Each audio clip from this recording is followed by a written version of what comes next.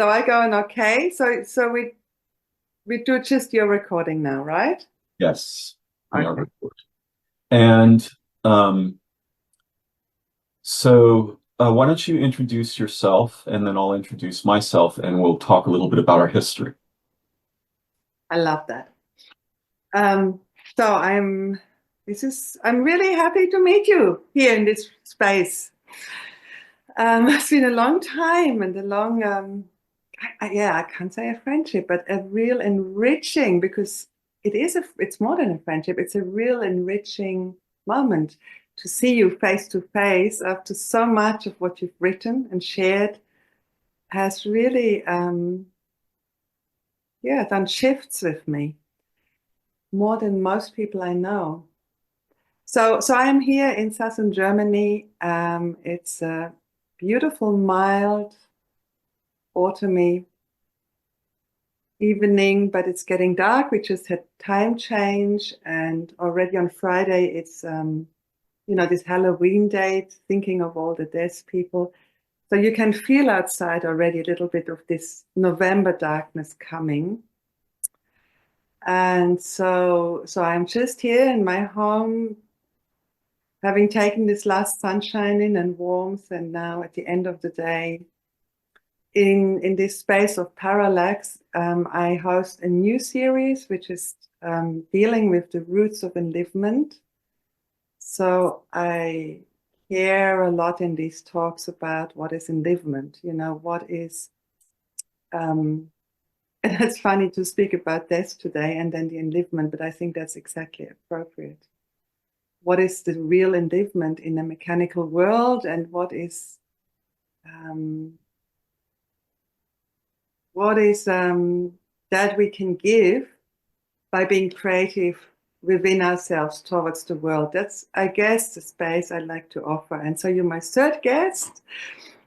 And what should I say about you who doesn't know you? I have to ask you to introduce yourself in your own words, but you're definitely a person who is a master of words, right? You have a very specific appliance and use of language and words to transmit something that is in living. And often it's also a little bit even beyond just the human, right? If I can say that. So it's especially dear to me to speak to you about that topic we chose for tonight in that manner. And you're saying it's a little bit difficult for me to hear some of the words that you speak. So were you saying enlightenment? Enlivenment. Enlivenment. Oh, it's, yeah, enlivenment. Ah, to come to life, to come back to life, to be resurrected, perhaps within ourselves and our relationships and the living world. Something. Yes, and especially the nature is the deep ecology. I mean, parallax has a very strong tradition of very strong masculine thinkers being very philosophical. So I feel happy that Andrew and Tom got me in their threesome to bring in more this feminine earthiness of my personal, as you know me with the horses, my real embodiment with being in the land and in the wilderness. It's funny when you said the masculine and then with your specific accent, it sounded a bit like you'd said philosophical. Yeah. Because See? the guys can get pretty, pretty philosophical about things, right? They're really, they want to penetrate and yeah, it's funny. Whereas the women generally, right, it's encompassing. It's womb-like, the womb, right? And these are two aspects of our potential for awareness and insight and enlivenment. And it's wonderful when they mix together and inform each other. And I have a deep devotion, very deep devotion. My fundamental devotion is to the feminine aspect. And so a great number of my closest friends are brilliant women around the world. And I think of them as my teachers and my mothers and my sisters and my grandmothers. And I'm very, very devoted in this way. And even my approach to knowledge and understanding has a deep origin in my relationship to the wisdom of the women. So I'll introduce myself briefly. For those who don't know, I use a nom de plume, right? What do they call it? Pseudopigraphy, right? To write and speak under an alternate name. And I don't usually announce that, but I do. I use a nom de plume.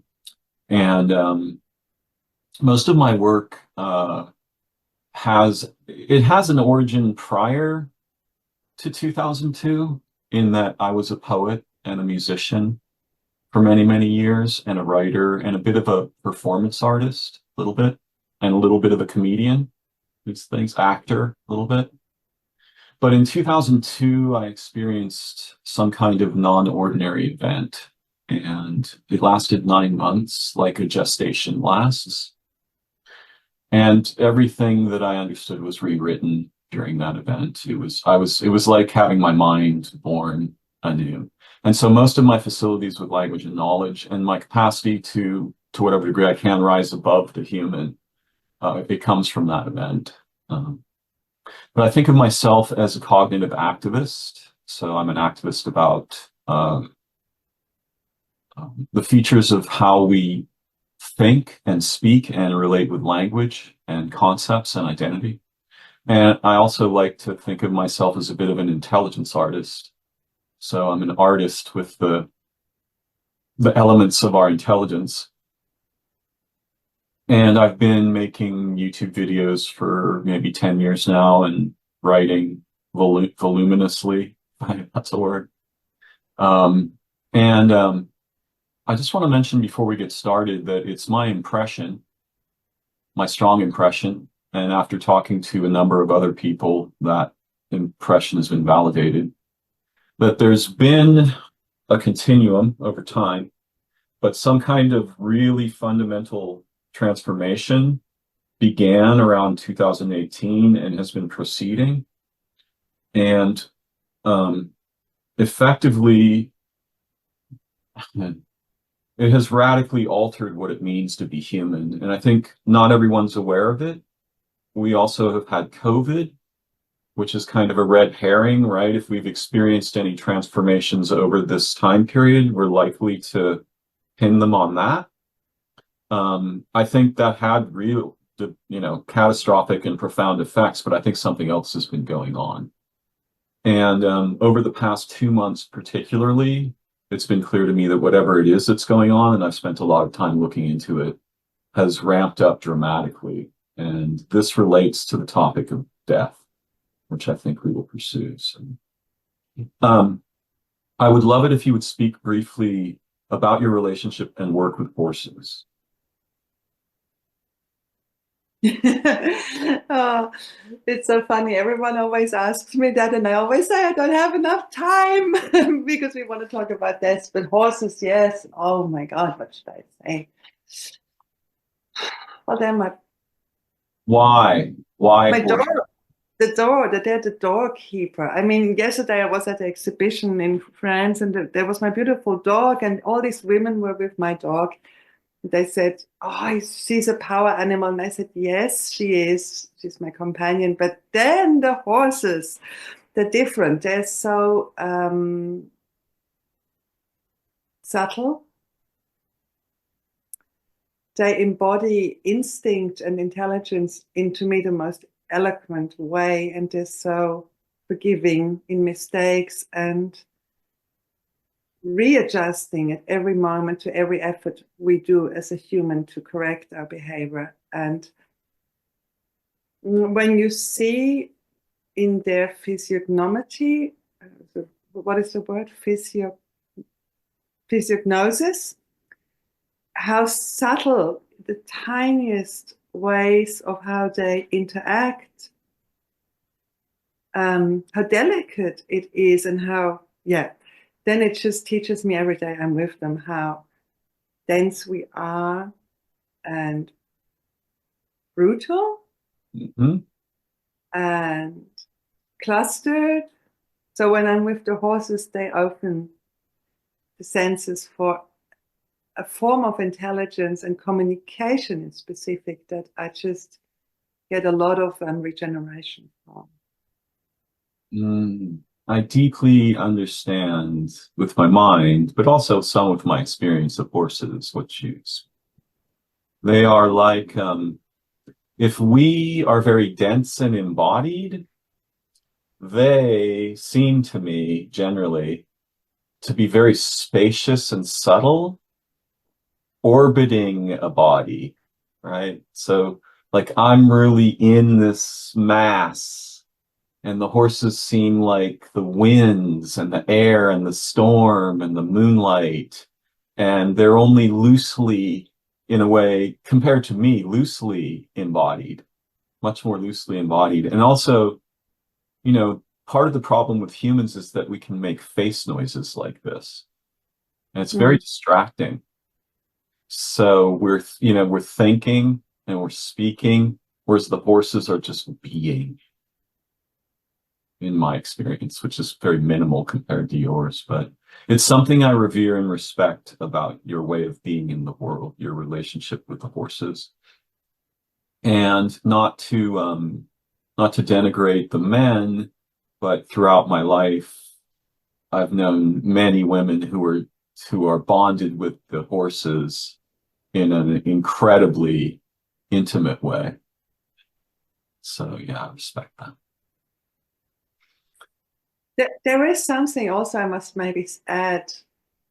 And I decided in all of these talks, because if we talk about, now I'm timid to say the word wrong, enlightenment, right?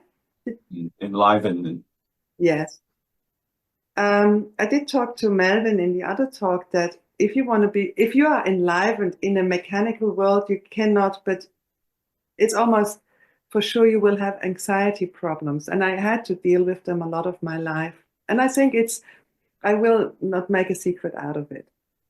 And if I had these anxiety moments, there was nothing but just the breath of the horse, the scent of the horse, and the synchronicity that happened if I would sometimes, because I lived in wilderness pretty much, not anymore now, but the past years with them, I would just go out at 3 a.m.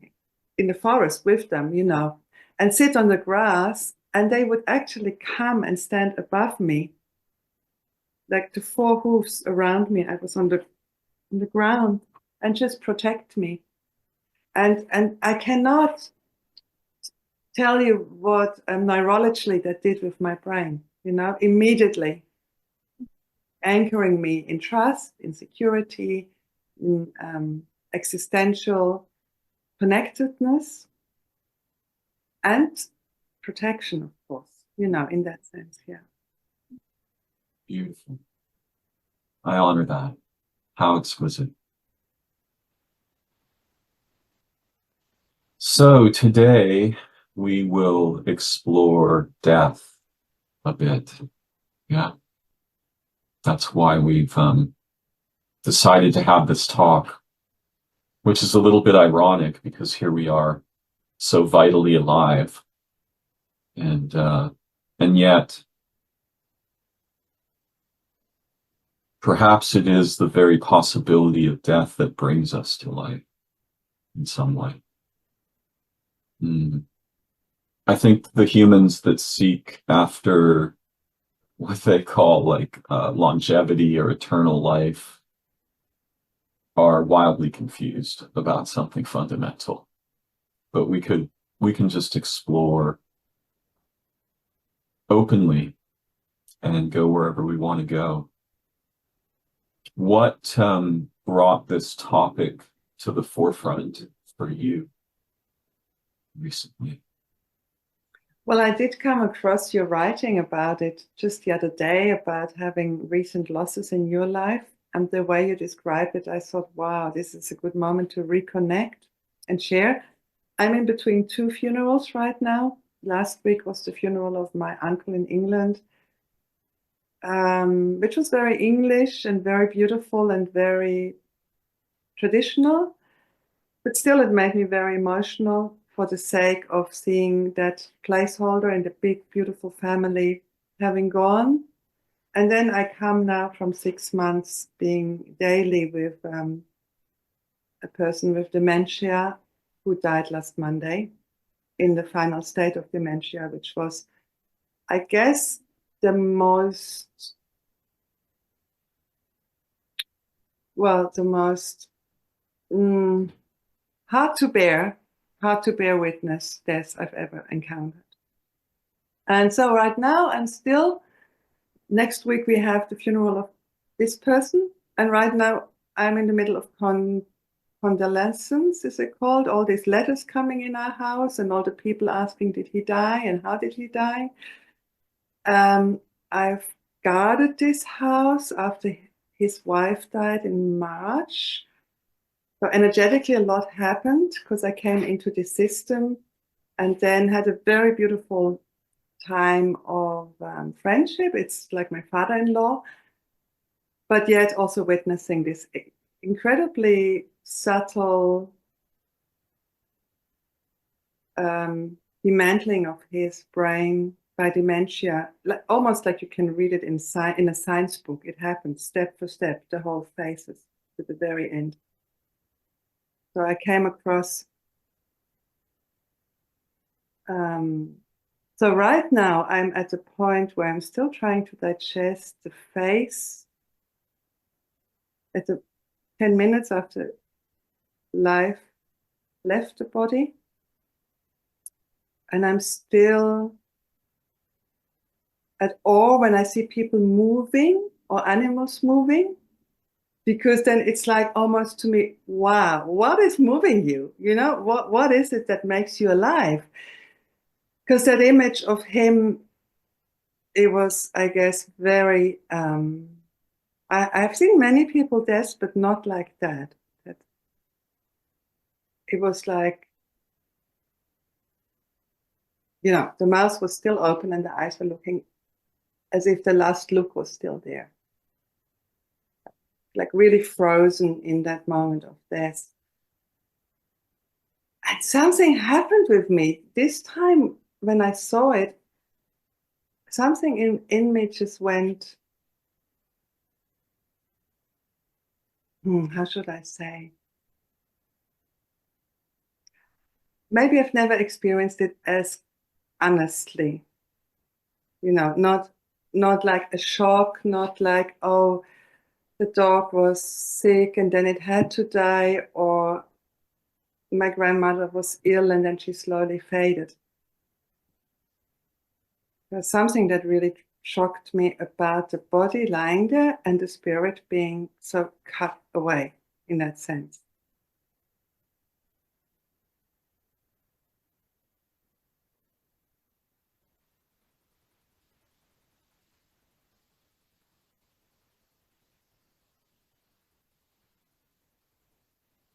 It's a very powerful thing to companion with someone who is dying.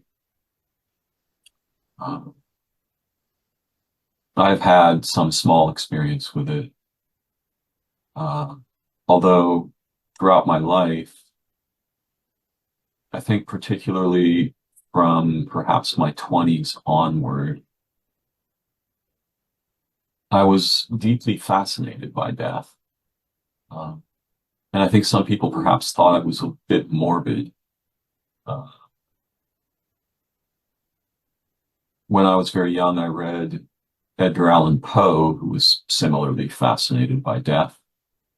And actually, in the case of M. Valdemar, the facts in the case of M. Valdemar, they describe the process of placing someone who is dying in hypnosis so that they continue speaking through the process of their death. And this kind of thing fascinated me as a very young man.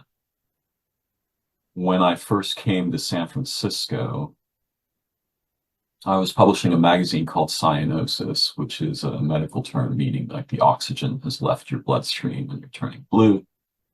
And I interviewed, at that time in the late 80s, a group of people who had become funerary activists.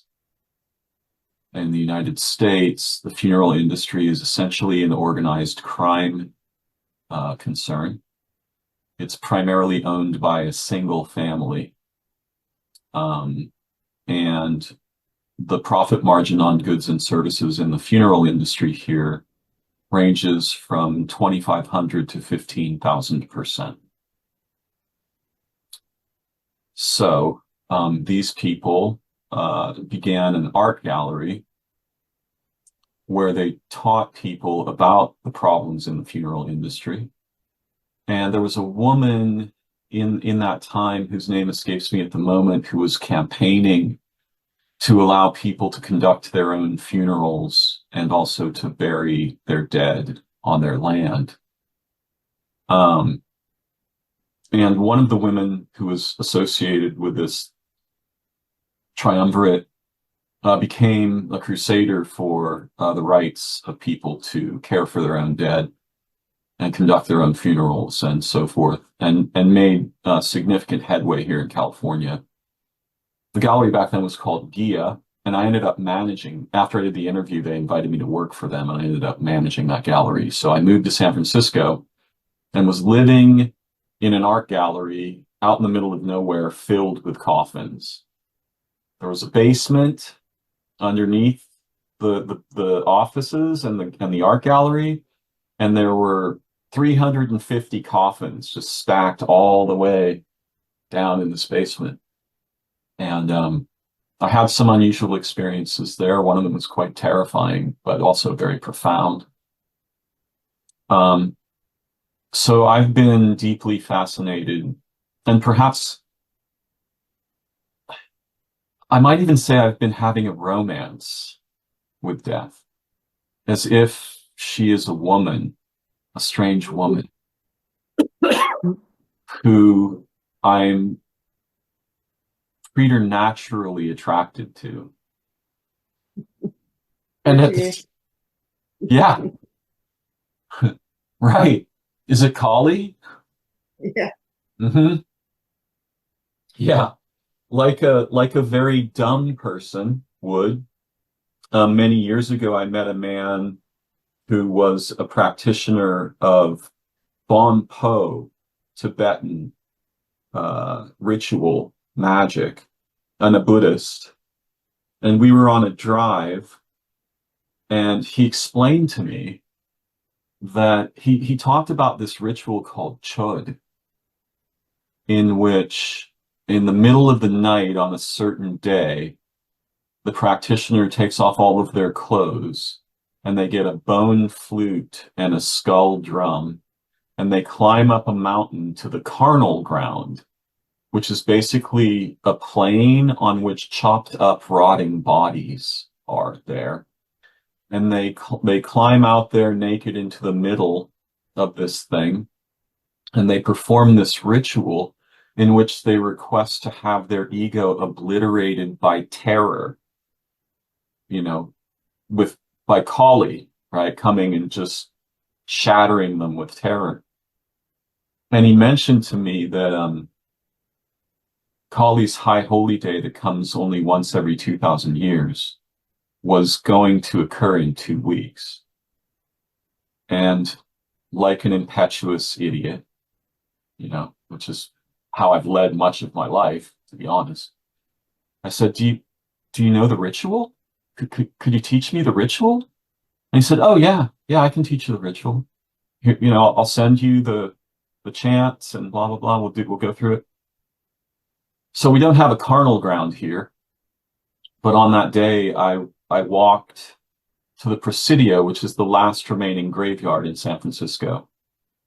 And When I got to the Presidio, there were many, I didn't know where in the vast Presidio the graveyard was. I'd seen it from the freeway, but I didn't really know how to get there. So I got my backpack, got like my ritual stuff, right? I've studied the chants. I'm ready to do this. And I walk into the Presidio and I come to this a wide field of grass.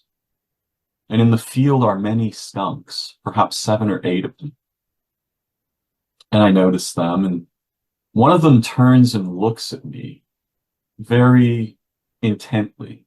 Yeah. And it leaves the other skunks and starts walking away, and then it turns around and looks at me again. So I begin to follow it, and it leads me through the Presidio about a mile and a half, right? Through all of these buildings and areas and stuff, right to the steps of the graveyard and up the steps of the graveyard to the gate. And then it turns around one last time and we share a glance and it departs.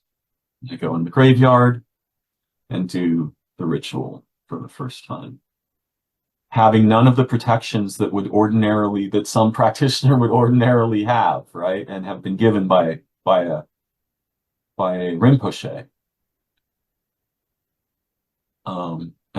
I think that was one of the dumbest things I've ever done, but also instructive. Over the past few years, I watched my father die of COVID. Within the past 4 weeks, I would say my very closest friend and someone who I think of as one of my sons, an Allo son, Allo child, was killed at an intersection in Los Angeles by a drunk driver who ran a red light. And just a few days ago, one of my best friends took his life. He had been diagnosed with stage 4 pancreatic and colon cancer. He was a brilliant man. My friend who was killed in Los Angeles went by the moniker Zenith Orbiting. His name was Eric Navarro. And my friend who recently took his life, who I have interviews with on my channel, was Mark Kevin Carlton Davis. I mention their names just out of a reverence for their lives.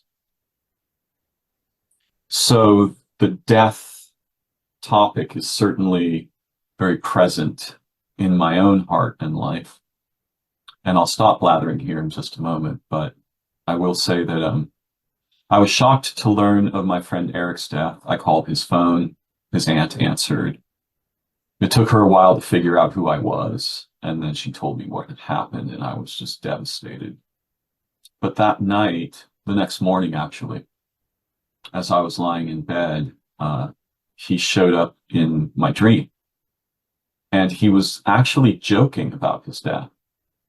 I'll reserve what he said out of respect for his family, but he made the kinds of jokes that he would definitely make if we were having a phone conversation. And I can mention one of them without it being very risky. He was kind of a foodie, right? So he was a tattoo artist and an artist and a musician, and he liked to build mechanical things like motorcycles and scooters and such. And he was sort of connected with the lowrider community. And he would often take photographs of his meals, which is a common thing that people do these days. And he said, everything's great up here. Don't worry about me, but they don't have any restaurants. There's no restaurants. And we both laughed. And just, I think, to reassure me that this wasn't merely my imagination, when I awoke, he was still here. Not in something I could see, but the conversation continued. It was very loving, as were all of our conversations.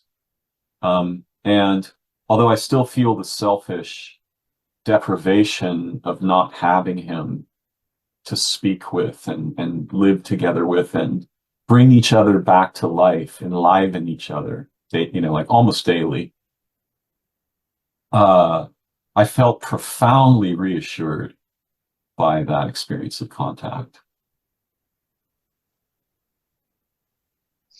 It's so nice. It's so beautiful you opened the talk for that topic because that was my main wish that we could speak about this. Because yes, I did think this afternoon when I was walking about our talk, I thought, well, yes, with everyone who died, there was a specific process, everyone in my life who died. And it seems that there was a specific way they reappeared or farewelled or stayed in contact after. There's specific rules and specific matters of fact, which I think after all, the only question really is why am I still doubting that this is true, right? You know, because why shouldn't it be true? And even if it wasn't true, it made sense what happened after. So, in a way, yes, there is not many people I would be able to speak about this, although I would think it would be really helpful. Like now with the family, you know, it's funny what a taboo it is that I can tell my husband and it's his father, but I still feel um, if I would be able to say with more confidence or authority, this is what happened, or this is what he said, or this is what they said, or what I perceived, I doubt that, you know, it's maybe just my own fantasy or my own way of dealing with it, or is it really true? Does it have evidence? I don't know. I cannot know. But I don't care. I don't need to know. It's just, it makes sense to have this type, as you describe. The conversations that happened made sense. They weren't always nice. They weren't always, you know, as what I imagined or wished, but they made meaning. You know, we live in a layered array of fictions as humans. Basically various forms of lying, right? And so if one of us brings some, if we bring something to the common people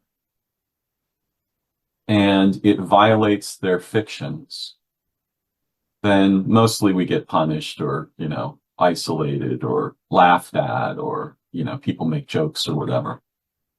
But the fact that the vast, I mean, we have to be careful too, because as humans, we are, especially as moderns, we have this, we have a variety of foibles.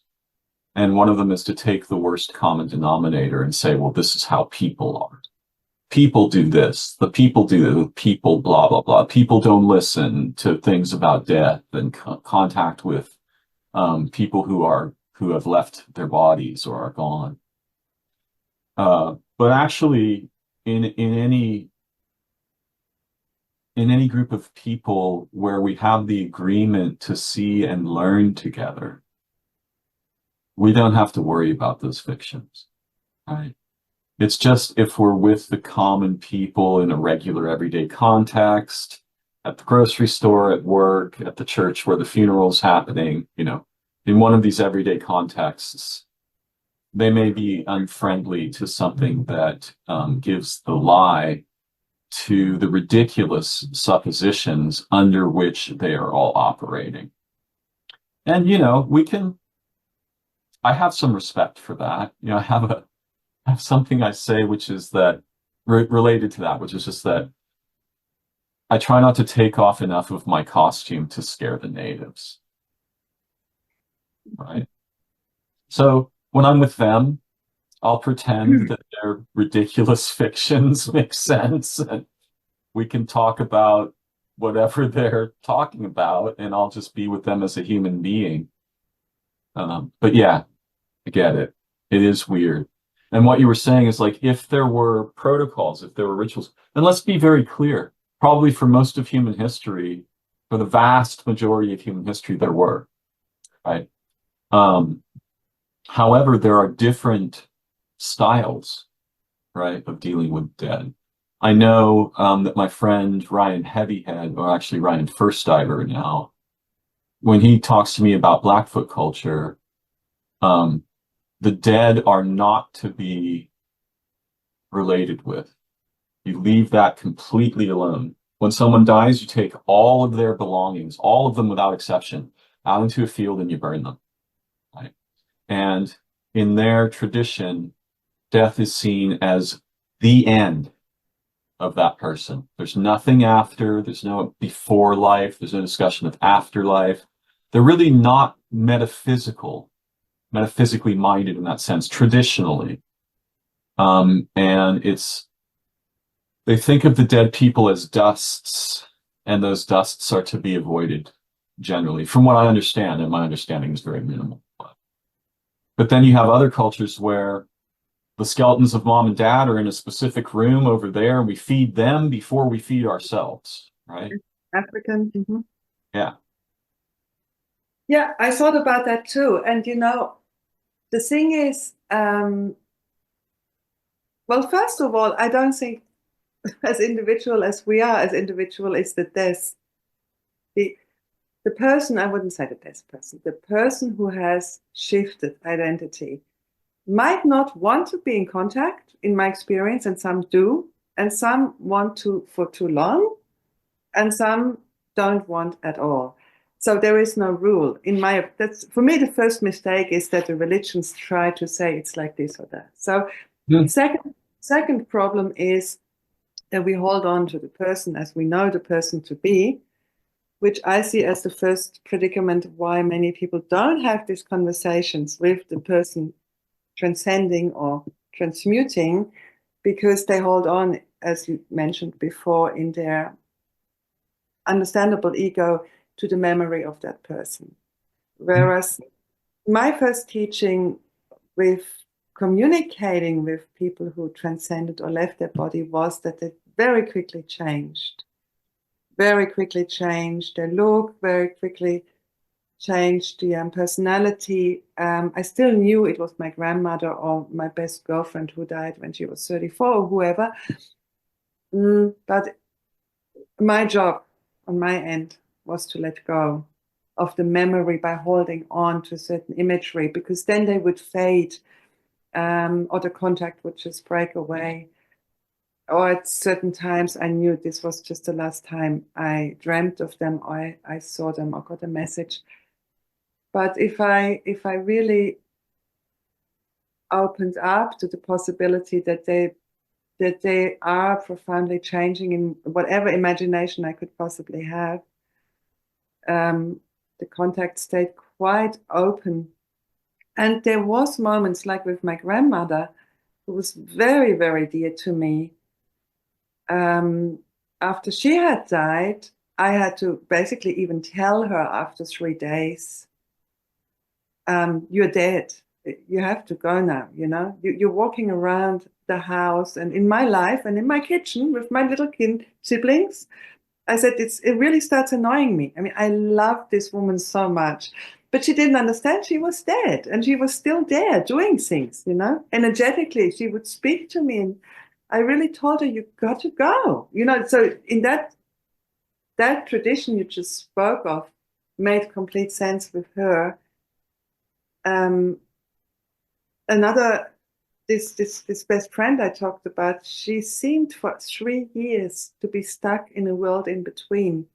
And she reappeared always in that same little hut down the river, in a world between the worlds, in the same scenario, to the point where when I dreamt it or revisited it, I really couldn't bear it anymore. I would repeatedly try to tell her, this, yes, we are all coming and visiting you, but it's not as she held on to that. She held on to this reality that she created, like in that other world in between. But at one point, it wasn't nice anymore to visit her. At one point, it was terrible. It was like, yeah, I told her, I'm not going to come anymore. It's, if you don't understand that you're stuck somewhere in between and you don't want to let go. I'm not going to come anymore. So with everyone who died, and also with the ones who came and haven't been born yet, like the children, I think it's as individual as that no religion for any of these specific mysteries would have the one and simple answer, right?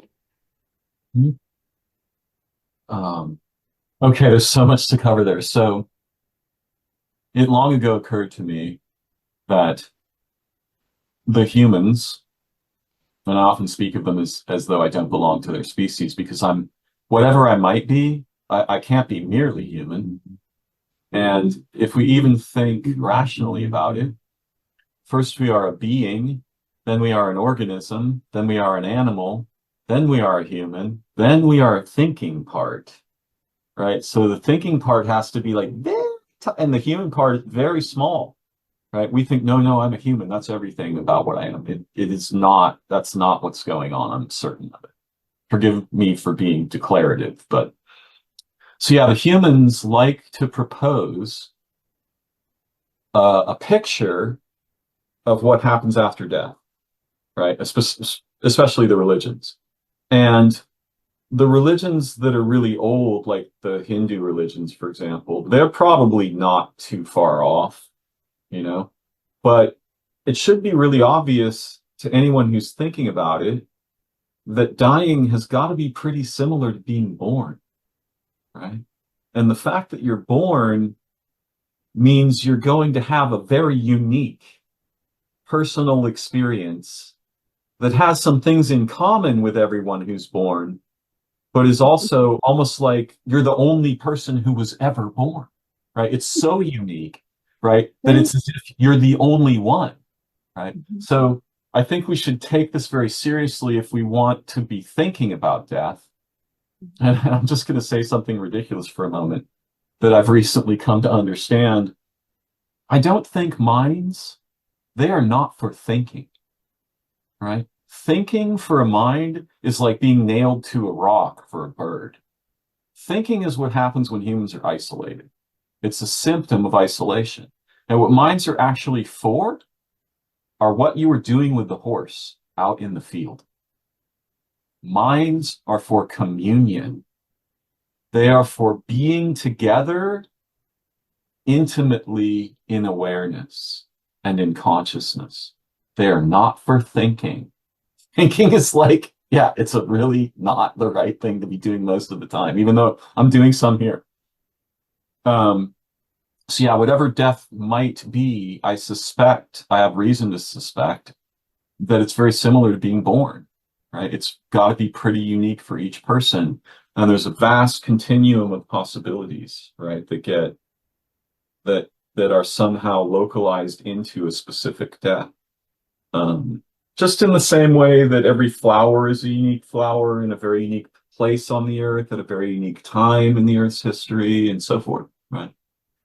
And then I loved what you said about the expectation of continuity of identity, right? Which I'm putting in my own words, right? The person dies and we think like we have these pictures of them in our mind and we go looking for those shrine, the photos, the things to remind us, yeah. And I was reminded just of an analogy, and forgive me if it's a little common, but imagine that I'm madly in love with a caterpillar, right? But I'm naive. I'm naive. So every day I go into the room and my caterpillar's there and I bring it grape leaves and it's so happy. It eats the leaves. It's all pretty. It's got all these colors and stuff. And then one day I go into the room and the caterpillar is gone. And there's this weird object. What the hell is that? Right?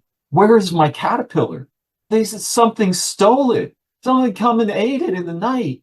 And now there's this weird thing. What the hell is that? Right? And then a few days later, the butterfly emerges and I'm like, I don't want a butterfly. I want my caterpillar back. you know? Yeah.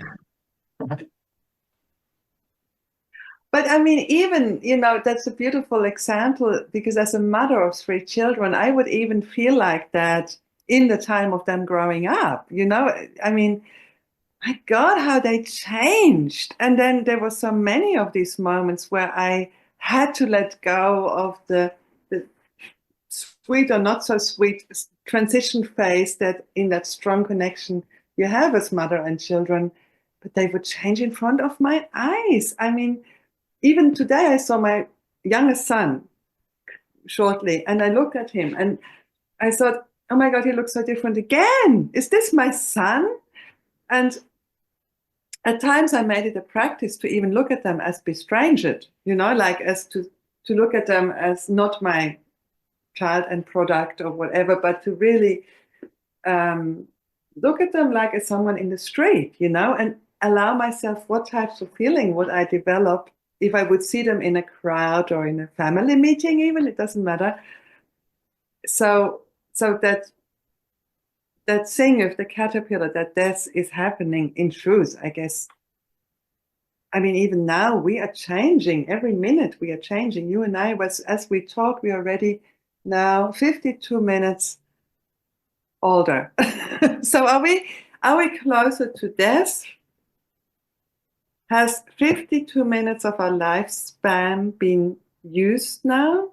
So, by the way, if I have anxiety attacks, it's a lot of that, it's a lot of that feeling that that the time in this world is threatening me. Just that, the time that I have to get up in the morning, this has to be done. The time is ticking. It's going on. It's going on. I can't stop it. I can't make it backwards. I can't, like with the feeling with the horses being multidimensional. There is this certain narrative. Everything proceeds. Next birthday, next morning, next autumn, next evening. So in a way, that's all leaving the skin of the caterpillar behind every minute, if we're truthful, right? So Yeah. wouldn't that be amazingly rejuvenating if we could embrace that?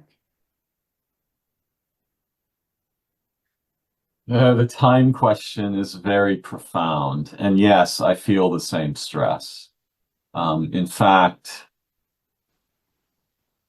it turns out that if we look very carefully and we're trying to understand the nature of being, we will ask very unusual questions about time. Because the concept of linear time as we experience it as moderns and as humans, and you can see over the span of the development of the evolution of human cognition and consciousness, what you see is this very strange transformation of the concept of time from an intimately relational thing to a bunch of slices in a row. And that slicing up thing is evidence of, I think, something very dangerous and toxic to our spirit and our heart and our sense of well-being. I was reminded when you were talking about your children changing of something that I still kind of resent, which is that I remember one day I went in the bathroom and I looked in the mirror and I was dumbfounded because it was no longer my face. I have my own face, and this is not it. This is my dad's face. This is my father's face. And I went from having my own face to suddenly now I have my father's face, and I'm very upset about this. Just like the caterpillar. And I'm like, I want my own face back, right? Why do I have to look like my dad? He was okay looking guy, but I want my face back. So yeah, we do transform. And there's this idea that I think is very confused, which is similar to what you're saying about our expectations of those who've passed away or whatever, which is that we are trained to think that I am the one, me, who did previously done things, right? So that all the things I've ever done, I did, even if I was 3 or 7 or 12 or whatever, which, okay, I get the idea, but it's not true. I understand. And there's this whole weird courtroom mind thing, which is associated with the death topic, right? Because even if you listen to people who've had near-death experiences, and I used to go to IAND's meetings here in the Bay Area in Berkeley, the International Association of Near-Death Studies. And what you'd hear, it's sort of like an Alcoholic Anonymous meeting, right? Someone gets up and they talk about their alcoholism, except they get up and they talk about they died and what happened. And there is a common thread in those stories. It's not the only one, and there's stories that don't have it, right? But it's a thread of having to be shown and witnessing your actions and words that cause other people to feel hurt, right? And just having to go through this and how devastating it is over and over again, right? You have to just go through it and go through it and go through it. In some stories, right? Not all of them, but it's a common thread. So yeah, we have this accounting idea, right? And the ancient Greeks, well, actually that's not true. Some ancient Greeks lived and underwent initiations to surpass the problem of enacting unjust things while you're alive and thus escape the birth-death cycle, but also to be lifted above human birth, to see what the whole thing is about, so that you could come back down into the body with your passions under the aegis or the instruction of the virtues, right? So you can no longer be seduced by desire, right? You can no longer be seduced by desire or anger or passion, because now the virtues directly inform your moment-to-moment being as a human, which is a truly profound and amazing perspective. That's And in Greece, right? You're talking about Greece? I'm specifically talking about the Eleusinian mysteries, and I had recently become acquainted with a woman, I think her name is Maria Marikou, and she initiates people into the mystery traditions in Greece. I'm hoping to do an interview with her sometime soon. It's interesting because yesterday I met a woman at an art gallery. Do I have the thing here now? She just told me she's on a trip she was a healer. She talked to me in the street next to my car, and she was saying she's going to Greece to do some kind of rituals in that aspect. And then I laughed and I said to her, well, yes, I understand, because when I've been to Greece, and I really want to go back, even maybe perhaps if possible in 2 or 3 weeks, because when I was in Greece, and I was only the last 2 years, I went there for the first time fully, not just as a tourist in a 1 week flight, hotel and back. I traveled around Mount Athos, and it was very strange how people, how should I say, they had some kind of adoration, respect, adoration, a kind of an attitude towards me or others, which was completely unknown to me. So I asked someone and several people there about it, and it was made understood to me that in the archaic collective inner gesture, it's still for them possible that everyone they meet or they approach is a chance. Every encounter is a chance to make it good, right? To I don't know the word in English.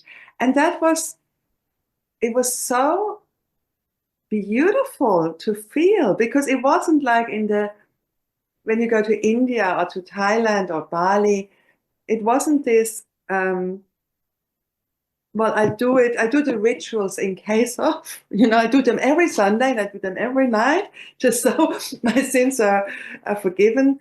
And it wasn't also in after, after something bad happened and you just do some remedying ceremonies. But there in Greece, I felt as if they virtually, like a fisherman. I give you an example. A fisherman did his fishing and I was sitting there and he would come to the shore and then pick one of his nicest fishes and offer it to me. So at the beginning, I didn't know why, and it wasn't this woman mancing at all, or it wasn't because I was a tourist. I could feel it was a gesture, which we are lacking here in Germany or Switzerland. It was a gesture acknowledging enlivenment, I guess, and interconnection and communion, as I brought these fishes out of the water and it was making him happy or her to share that as plenty, bringing plenty to not just my own harvest. So that was something very specific in Greece. In the Greek people, I came across. So my ears went like this when you were speaking now. Mm.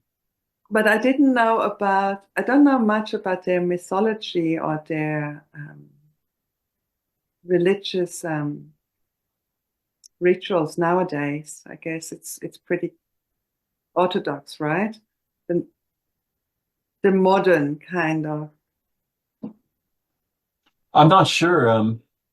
My friend Sarah Janes on Facebook, I've got an interview with her on my channel as well. And she's the one who introduced me to Maria. And prior to becoming more in closer contact with her, I came across a maniac, a madman, who studies ancient Greek. And he's become modestly famous lately, and I think it's briefly related, but I won't linger on the topic. But his name's Amen Hillman, and I've made some videos and written an essay about him. And with some luck, perhaps I'll get an interview with him. But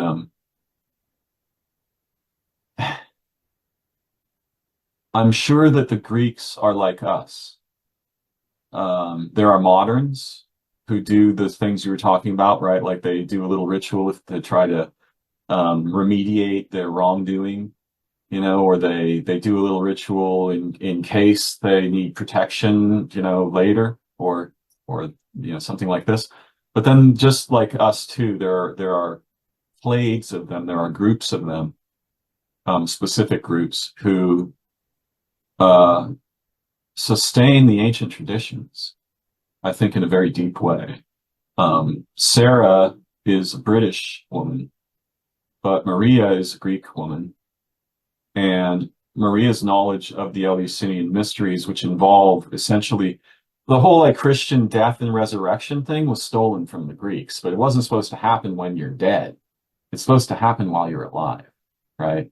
Similarly in Enlightenment, right? You're supposed to die to the ego while you're alive and thus be born again, right? So the Greeks, some of the Greeks, the ones who were practitioners of the mystery traditions, they were very aware of this in a very complicated way. And there are still among them people who are like this. I think, there are cultures in which the old traditions are alive in a large number of the people, like the man who brings you the fish, for example. There's a tradition.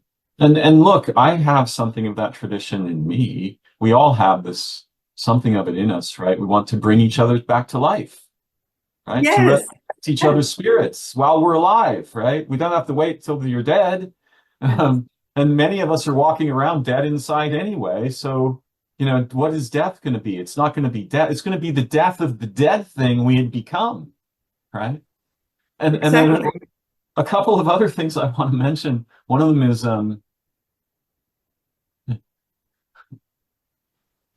organisms invented death on purpose. It's not a problem. It's a solution, right? It's a solution. And it's a solution to having a body that was born for a world that no longer exists. So you need to have a body that's born for the world that exists now. Now that's presuming that we're actually separate souls, which I'm not so sure about that. I'm not so sure we even have separate minds. I think we have the appearance of separate minds when we are isolated. And we do a lot of thinking, and the guys do a lot of talking. I mean, maybe the girls do too. I won't speak for them. But so you know, I think I'm nearly certain at this point. I'm still frightened of death. Death's scary. It scares me. And I've been intimate with it throughout my life. But it still scares me. But I think we've really got it backwards in the way we think about it. And it occurred to me a few weeks ago in a conversation that perhaps this being that we might refer to as God, and I don't mean like the religious God, I mean the being who is the sum of unity and who's the light of whose being shines into us and moves us around and is the light inside our minds and this kind of thing. And it doesn't have to be thought of as a man, or it can be thought of as a man inside a woman. Right? The woman is like pure undifferentiated potential, and the man differentiates that potential and she becomes beings and stuff. There's lots of different ways to think about it. But if God has these sort of rays, like the sun has rays, and one of those rays goes to sleep, right? And it wakes up in a human body and has this life, right? Which is like the piece of God, the aspect of God is having a dream. And it's having a dream from which it can look back upon its own being and relate with it from outside. And it's also having a dream in which it can relate with all the other dreaming aspects of it in the living world, maybe in all the worlds, but certainly on this one.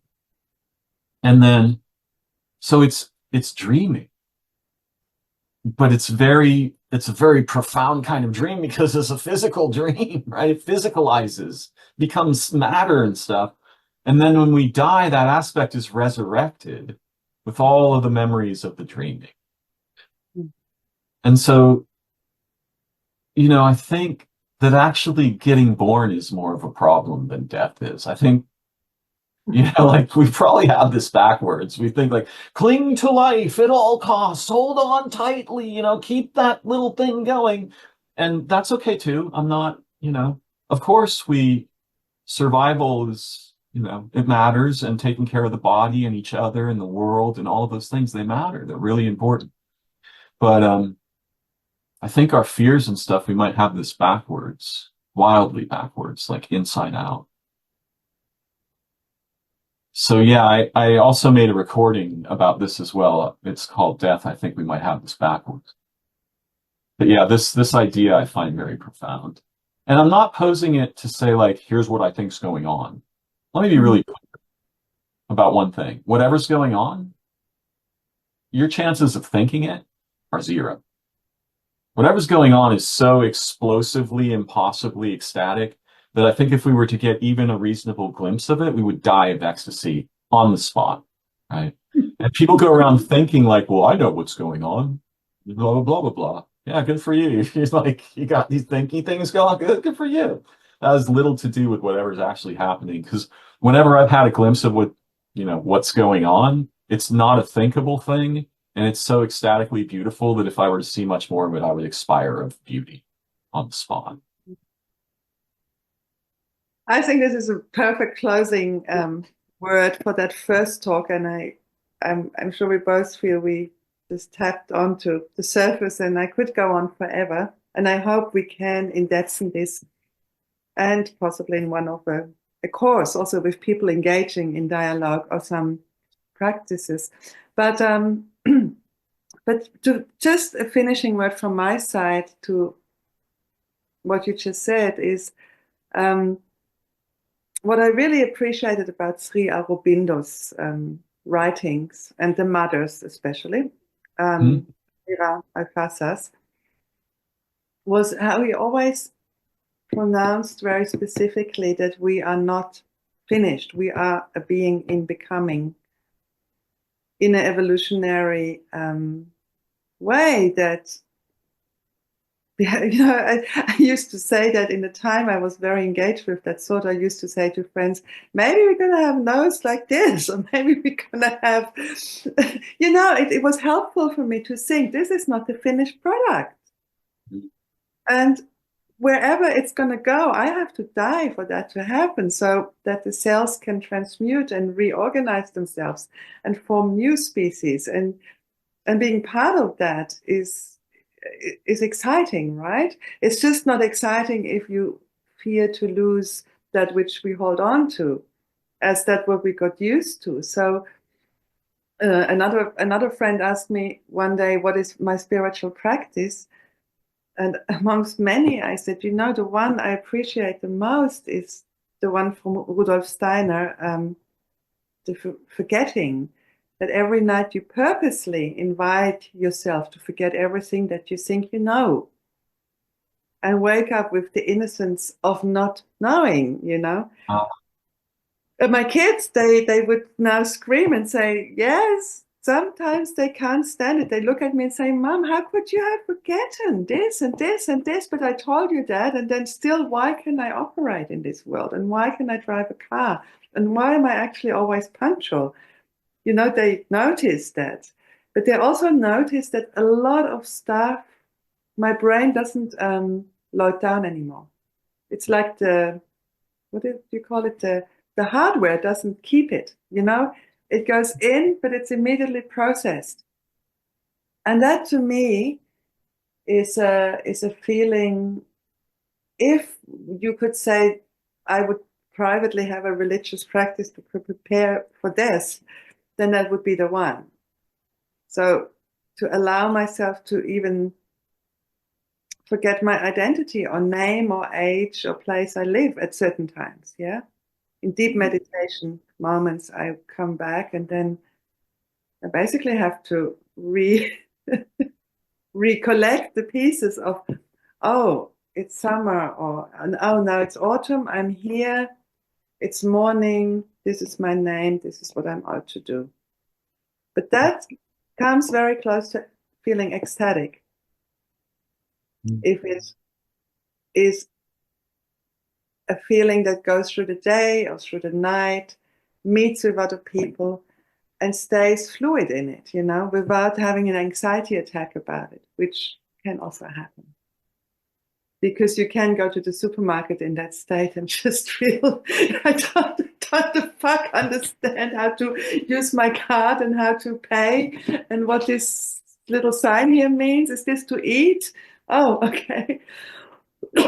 I feel like that sometimes. The complexity of going to a supermarket is too much for me sometimes.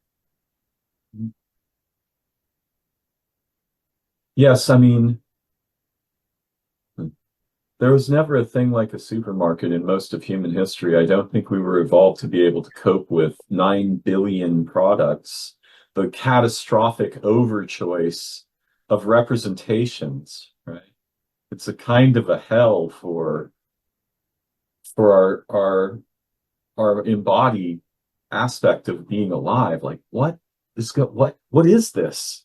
And then the light and the sound and the way everything is packed up, you can't smell. That's one thing in Greece also. I don't know if it's in all places of Greece, but where I was at the beginning, I thought the supermarket were closed until I realized, no, that's just all they have. And all they have was a couple of grains, potatoes, onions, tomatoes, maybe it's zucchini, some fish and meat, but there was no choices. There was just a one product, There wasn't 4 oranges. There was 5 kinds of goat's cheese. There was just a one. And it felt so, yeah, that was so relaxing in that sense, It just reminded me again to Greece. So we have to explore a little bit more. I will go through this ritual of farewelling, or what we want to call it, Beerdigung, we say in German, funeral. I will go next week. And then I'd love to tell you a little more how the whole family, is engaged right now in not doing it like the church and not doing it like the village, coming in communication in what is it actually that we feel is appropriate. And then there's the hardships legally. There's all these rules. It's almost impossible to do a farewelling ceremony the way we feel it's right. So I very quickly yesterday got my kids together and said, here's my testament. Make sure this and this and this I want to happen. And they looked at me and said, well, why? And I said, because I realized now it's going to be really hard to make this happen. Yeah, I'm going to have to fight for this, You can't take the ashes home. You can't, in Germany, you can't put the ashes in the forest or plant a tree, or in Switzerland you can, but not in Germany. You have to wait a certain amount of time until the body is burned, which I also feel is very unnatural. So it's lying for maybe 6 weeks in the freezer and all stuff like that, And you can say it's just a body. No, but it's information in that body. And so I care. That's the only thing I can do right now, is to visualize my own ceremony, how I want it, and then just live with that in my heart and kind of try to live it every day. Not to the moment when I die, but to, you know what I mean? Yes. Yes. It's beautiful. So I'm a little bit unsatisfied we didn't cover all of that complexity, but that would have been crazy. But I so much enjoyed hearing you. There were some sentences you said and moments which I will, like always when you do your writings also, which I will think about for the coming time. And yours as well. And we can certainly do this again. We could even meet regularly if we like, but I would very much enjoy a part 2 where we go a little deeper into death and, parts of our experience and concern and thought about it, and how we, how our our quote cultures, unquote, which mostly aren't cultures, um, orbit, orbit this mystery. Yeah, I would love it. So we have to maybe stop here for today, but not for tomorrow. Wonderful. Thank you. So I wish you a beautiful day on your end. For here, you can see it's turning night. Yeah. May you have a beautiful night and amazing dreams. And much you. love. Much love. Thank you. Bye bye for now.